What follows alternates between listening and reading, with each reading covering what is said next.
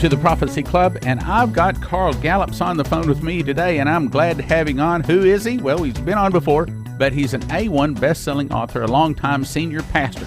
He spent 10 years as an international youth evangelist, a conservative radio talk show host with a large national audience, and the founder of the world-famous and viral P.P. Simmons YouTube ministry channel, a guest biblical and political commentator for radio and television programs coast to coast, and a much sought-after Tea Party speaker. He is a member of the Board of Regents of the University of Mobile in Mobile, Alabama, and a former law enforcement officer for some 10 years. Carl is a graduate of Florida State University as well as the New Orleans Baptist Theological Seminary. Carl, welcome back to the Prophecy Club. Oh, thank you so much, Stan. What an honor to be with you and your listeners. God bless you. I'm so glad to have you back. You're a good brother. You as well, brother. I depend upon your prayers. God bless you. Before we get into talking about your new book, and I want to get there, you got to tell us, okay, briefly, in a 60 seconds, YouTube ministry you had just got blown out of the water. Tell us briefly what happened and where is it now? Okay, 60-second version. It could be an hour-long version. The 60-second version is it got pulled by YouTube nefariously. We were able to prove that it was a nefarious pulling. We put some blast out about it. WND ran a headline story on it. I had lawyers contacting me wanting to represent me and P.P. Simmons, and then I had somebody contact me that said they had an inside contact at Google. We got a hold of the inside contact. They pulled some strings, got the channel back up. We're up, full, running, and they're leaving us alone, and we're a channel in good standing. Well, that's great because I think you have an awesome channel. All right, now, let's talk about your book. First of all, what led you to get started in writing a book like this? 30 years of ministry. 30 years of ministry goes into this book. I guess this book has been in my heart for a long time, but 30 years of ministry and producing several radio programs. One of them is called Ask the Preacher. I've got a newspaper article I've been writing, or a column for 15 years called Ask the Preacher. The YouTube Apologetics channel, where we have debated atheists and evolutionists and skeptics for years by the tens of thousands, honing and refining my debating and defense skills. Plus, I've just been given, everyone tells me this, and I believe I feel it, I've been given the anointing and the gift of defending the faith, the gift of apologetics, preaching and teaching. That's my forte. And so I wanted to, I know there are apologetics books out there, but Stan, I've read them, and they're great. But, I'm highly educated in theology, and I read those books, and I realize that they're not really for your regular Christian. Most of them are for professors. That's my point. Yeah, but so I said, the Christian in the pew needs something they can read and understand, but yet is academically sound, scientifically sound, biblically sound.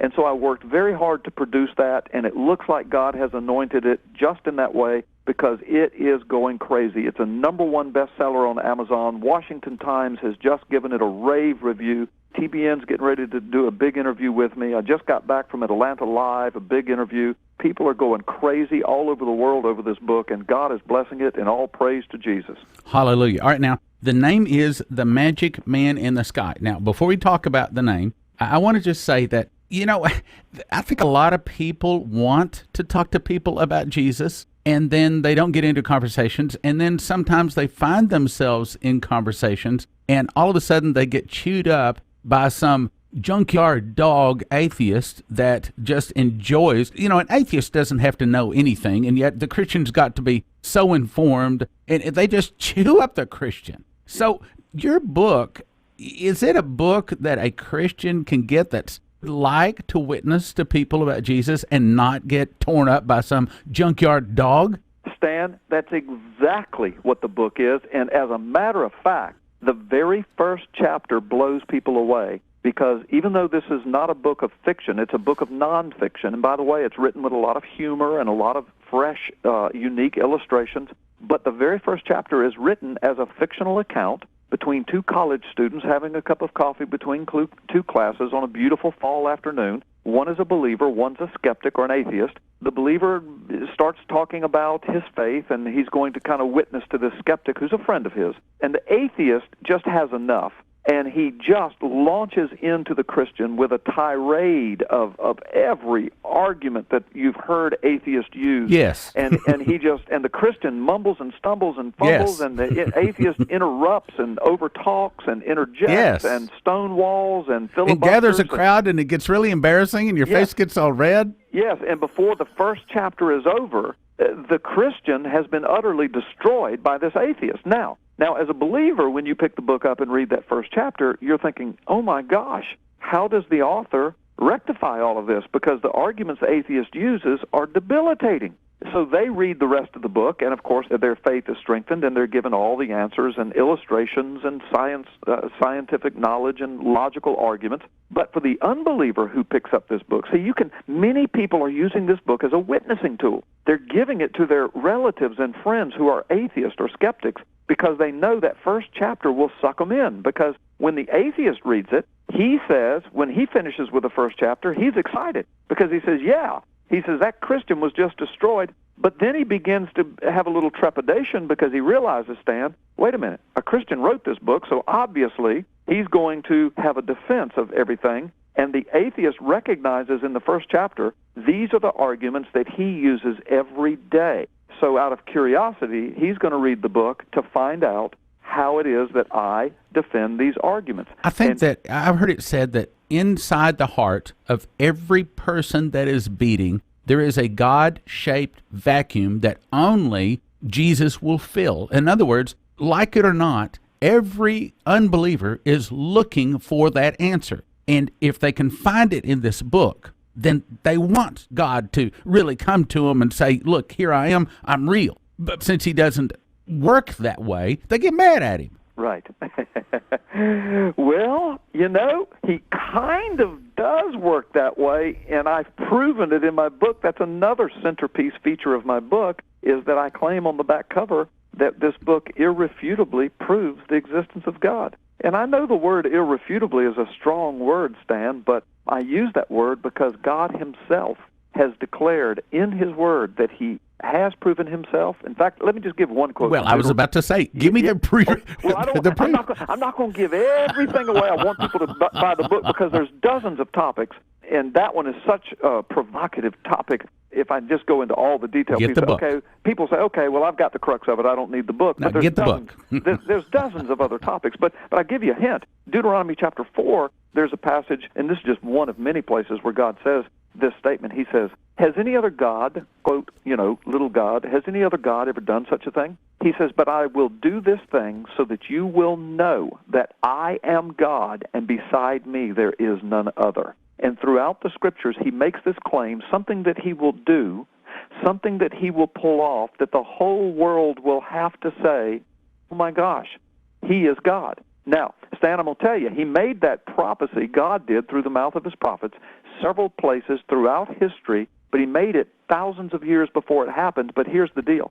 It has happened. It has happened in our historical lifetime. We watch it on TV every day. It's a part of our life. It's a part of our history. It's a part of our heritage. We see it. It cannot be denied. It has never happened in human history before, and almost every week it is front and center in the news in one way or another, and God said he would do it, and only God said he would do it, and only the Bible records it, and it's recorded thousands of years before it happened. Allah never made such a claim. The Book of Mormon never made such a claim. Confucius never made such a claim. Nostradamus never made such a claim. The astrological chart never made such a claim. Only the Bible and only Yahweh made this claim, and I catalog all of that in my book in 2 chapters to irrefutably prove the existence of God. I think every Christian in their heart of hearts is saying, yes, you mean you're finally going to be able to put something in my hands that's simple, easy to read, easy to remember, and then something that I can answer these questions.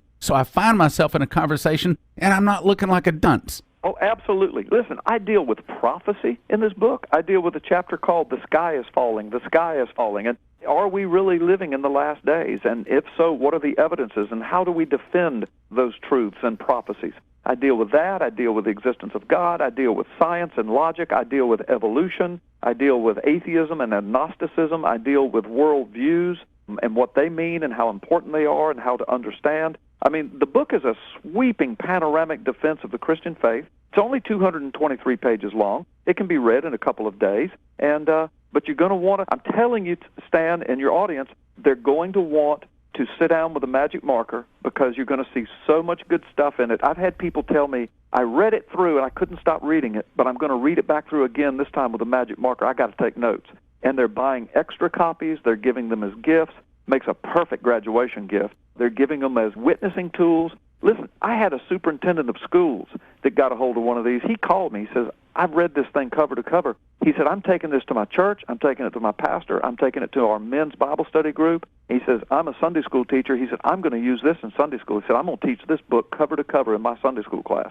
So these are the kind of things that's happening. Well, this doesn't sound like an entertaining book that you just read one time, or maybe only read a chapter or two. This sounds like a book that you want to keep by your nightstand the rest of your life. Oh, yeah. This is a book that you will put in your library and refer to it over and over again, not only to build your own faith, not only that, but you can use it to give to another Christian to build their faith. Not only that, but you can use it as a witnessing tool and put it into the hands of a skeptic. Now, I know that you do a radio program, and I know that you've been doing it for a long time, very popular, and I'm guessing that in that it's on a secular station, that part of why this book got written and part of how you came about by some of the information was the people that called in and you had to answer their questions. So my point is, this is not something that you came up with by reading other books and writing from other books. This is on the street, real experience, talking to people in a loving way, trying to bring Christ into their heart. Yes? Yeah, I couldn't have said it any better, Stan. That's exactly what it is. Out of 30 years of ministry, many, many years on the internet through the P.P. Simmons channel, many years now as a talk radio host, 10 years in conservative talk radio, defending the faith, defending the Word of God, watching prophecy unfold before our eyes on a continual basis, defending that, speaking to that, answering the questions of skeptics and atheists and evolutionists. Yeah, preaching conferences all over the United States, apologetics conferences. This is who I am. This is my heart. And, I'm certain there are, you may read through the book and say, well, you know, I've seen that same concept in other books because I'm a prolific reader, so I'm certain other people's ideas have made their way into my work. But the work is fresh. It's exciting. Most of the illustrations are totally unique to me. I've never seen them anywhere else. And I've interjected my own humor. I love to use humor when I speak. And so, I think people will find it. No, it's not meant to be entertaining, but it's captivating. It's captivating. Okay, let's start at the top. Why do you call it The Magic Man in the Sky? Thank you. Yeah, the title is meant to be provocative. Do you think I accomplished that? I do. Yeah. I saw that when I saw the book, and I thought, man, is this a Christian book? Yes. Well, the subtitle is effectively defending the Christian faith, so the subtitle takes care of it. But the title comes from, and by the way, when a person opens the flyleaf, the first sentence answers the question as to what the title means. Now, every atheist knows what that title means. Many Christians do. Hopefully, with the popularity of the book, every Christian will know before long. But the title comes from this atheist argument that goes like this.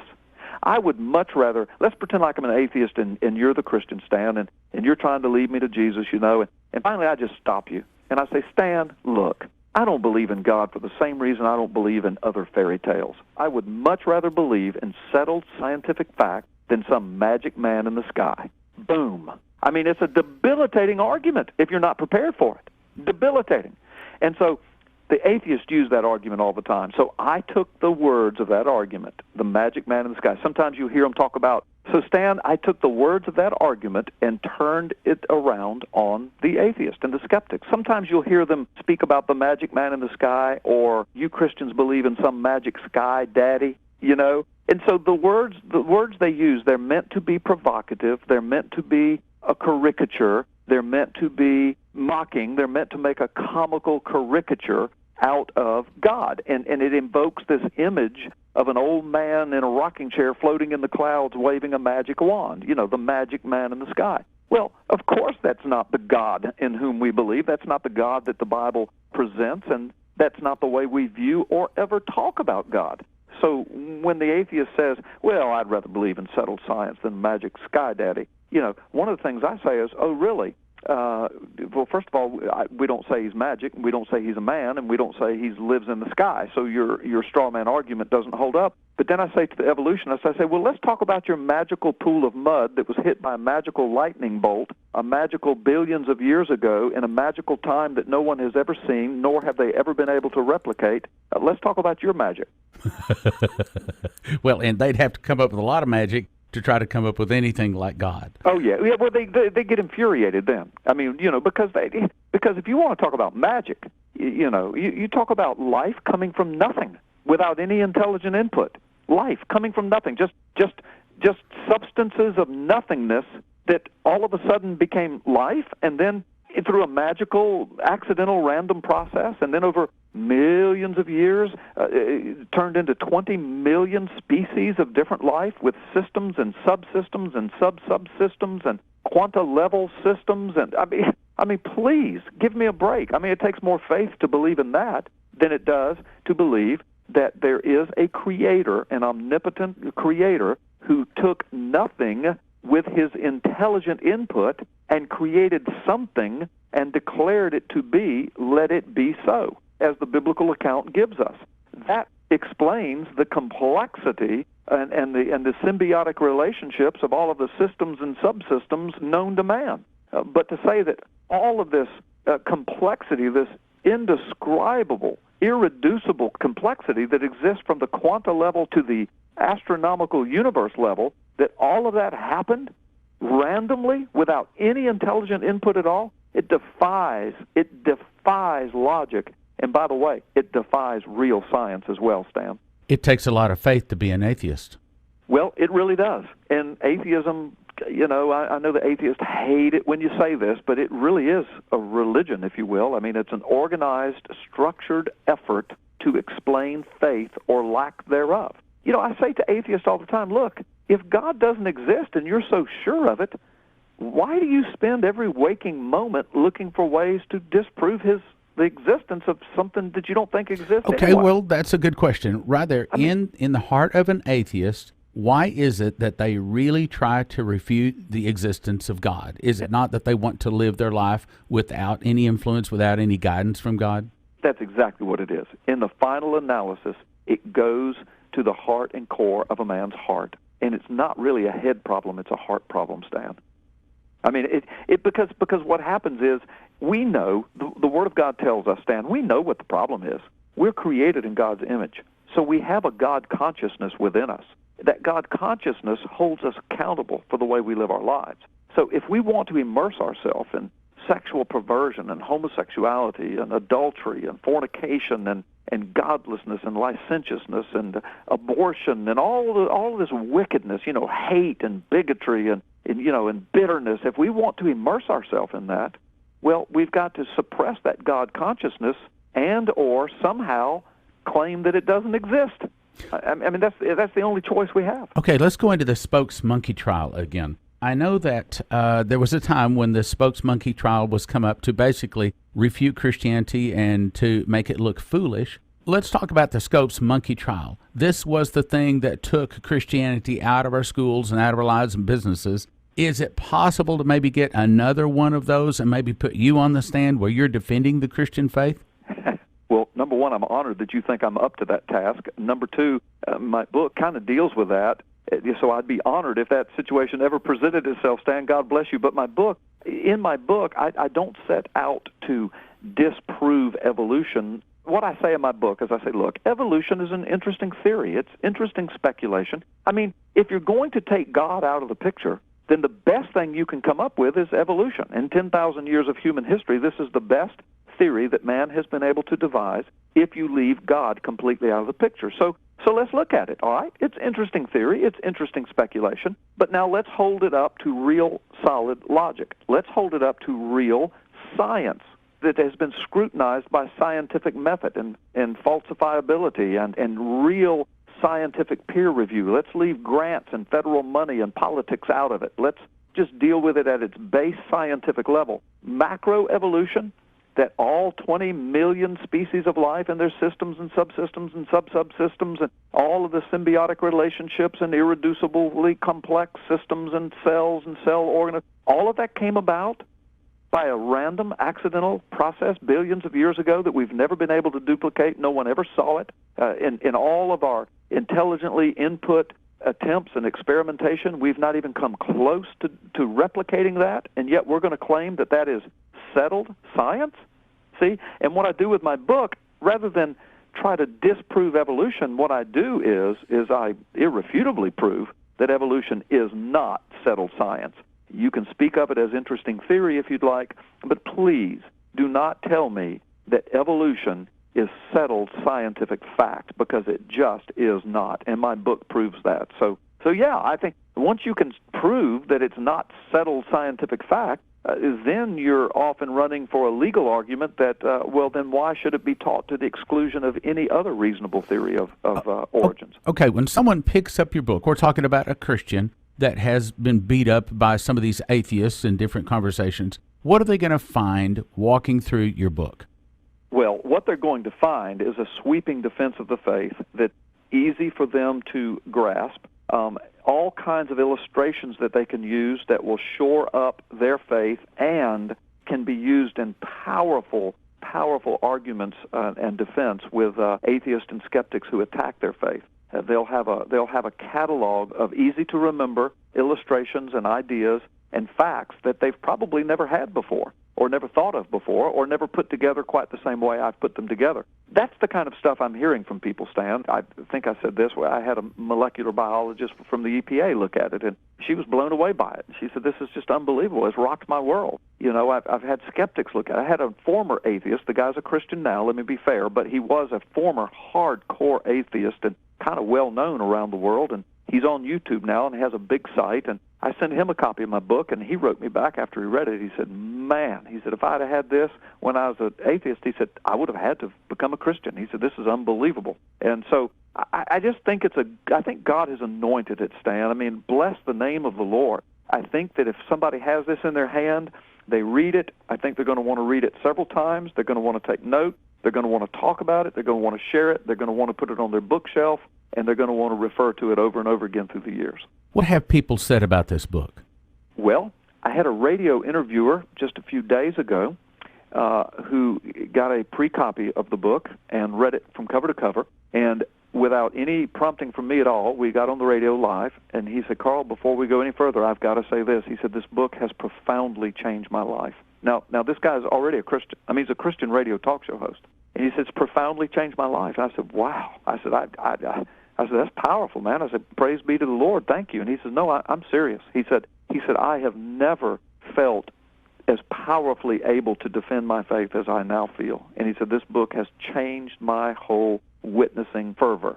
So people are saying things like that. A lot of people have written to say, Carl, I started reading it and I couldn't put it down. I've heard that phrase over and over and over, unsolicited, from various people around the world. So I think it's a compelling read. I've had a lot of people say, I read the book, it's unbelievable, I'm going back, I'm reading it again, and this time I'm taking a highlighter. I've had a lot of people say that. So I'm anyway, hearing you say this is a book that could change America. This is a book that could begin to turn this nation around to get them to repent and turn to Jesus. I think it could. As a matter of fact, the very last chapter, and I'll go ahead and give this away, is a compelling outreach to share with a person how to turn their life over to the Lord Jesus Christ in a very biblically solid way. So if you put it in the hands of a skeptic, it goes through the whole gamut of proving the existence of God and proving that evolution is not settled science, all the way through to proving the reliability of the Scriptures, and then it ends with, and here's how you can be saved if you need to be. So God led me to build this book in such a way that the Christian would love reading it and can use it, but also if a skeptic is bold enough to read the first chapter, they're going to be sucked into it. What would you say is the most important truth in this book? I think probably the most important truth, by the time you put it down, you say, wow, there really is a God. He really does care about me. I really am created in His image. I really do have purpose and worth and value and meaning. There is a purpose to life. I guess that would be the most important truth of the book. There are many truths in this book, a lot of important truths, but I think when you put it down, you just have this overwhelming feeling that I can hold my head high, I can square my shoulders as a believer. The proof that I am right by being on Jesus' side is overwhelming. There is a God. He cares about me. I do have value and worth, and I'm on the winning side. It puts something into our hands as a Christian that can help us to gently and kindly and lovingly lead a person from atheism to Christianity in front of a group of people gathering around, that will not cause them to get angry and, maybe even start a fist fight, but can reasonably help us with the right thing to say. Yeah, well, Stan, thank you for bringing that up, because I was going to say my book is not antagonistic or ugly at all. It's not offensive. It wouldn't be offensive to the skeptic unless they're just offended by truth. I don't take little jabs. It's not sarcastic. It's just a godly presentation of truth. And listen, and I quote Richard Dawkins in here in a few places. I quote from old earth creationists to young earth creationists, from atheists to skeptics, world-famous people. I've got a lot of quotes in here, and even though I kind of disprove some of their quotes, but even with Richard Dawkins, I'm very gracious to him, and I concede truth wherever he speaks truth, but I reveal falsehood wherever he has spoken falsely. So, no, I tried very hard, and I made sure that my editors helped me with that too. I told them, I said, look, I can be a little caustic sometimes in person when I get angry. So I said, go through the book and make sure that there's nothing that's caustic, that there's nothing that's sarcastic, overly sarcastic, and so they did. They helped me, and we took out 2 or 3 little phrases I had in there. But the book now, I think, is just a good, clean, solid, godly read. And if a skeptic has an open mind at all, I think that they will be compelled by it. We're about out of time. Magic Man in the Sky, folks, if you'd like to have a copy of it, called The Prophecy Club. And Carl, God bless you. Thank you for coming on, and we'll have to have you back again. I definitely want to talk more about this book, okay? Thank you so much, Stan. God bless you. Once again, folks, it's called Magic Man in the Sky by Carl Gallups. Magic Man in the Sky by Carl Gallups. And, of course, you can get a copy by calling Prophecy Club, 785-266-1112. That's 785-266-1112. Thank you for listening, and thank you for your prayers and your gifts of support. God bless. Be a partaker in warning and saving souls by partnering with the Prophecy Club with your prayers and donations today. Now from the Prophecy Club, some exciting opportunities for you. I just made the revised Revelation Verse by Verse 2.0. The first DVD was me teaching Revelation with my finger in the Bible. The new 2.0 version has 612 PowerPoint slides, 212 pictures, and 10 charts. The topics are: what is the message of the 7 churches? Who are the 4 horsemen? Is Revelation layered or sequential? What is a probable time for the tribulation to begin? Who are the beasts from the sea, the earth, and the pit? What does is fallen mean? What does it look like the day Jesus returns? Is the day of the Lord a year, a month, or a 24-hour day? Who is the woman who rides the beast? Who is the false prophet? Does the New Jerusalem come down at the end of 6,000 years or 7,000 years? When do we get our mansions? Are there 1 or 2 judgments on America? When is the door shut to the 5 virgins? Does everyone who survives Armageddon automatically get a glorified body? 2/3 of mankind is killed in the tribulation. What happens to the other 1/3? 8 hours, 4 DVDs, valued at $120. The upgrade gift amount is $30. The full version, $75. Call 785-266-1112. Ask for 2.0. That's Revelation Verse by Verse, second version, 2.0. Call 785-266-1112 or go to prophecyclub.com. Revelation Verse by Verse 2.0. The Prophecy Club is having a summer blowout. You get 6 DVDs of your choice valued at $180 for a gift of $100, but it expires August 31st. Not available on the internet. You gotta call 785-266-1112 to place your order. That's 6 Prophecy Club DVDs for a gift of $100. Call 785-266-1112. Get yourself informed. Don't let the tricks of the devil deceive you. Get 6 DVDs for a gift of $100. Call 785-266-1112.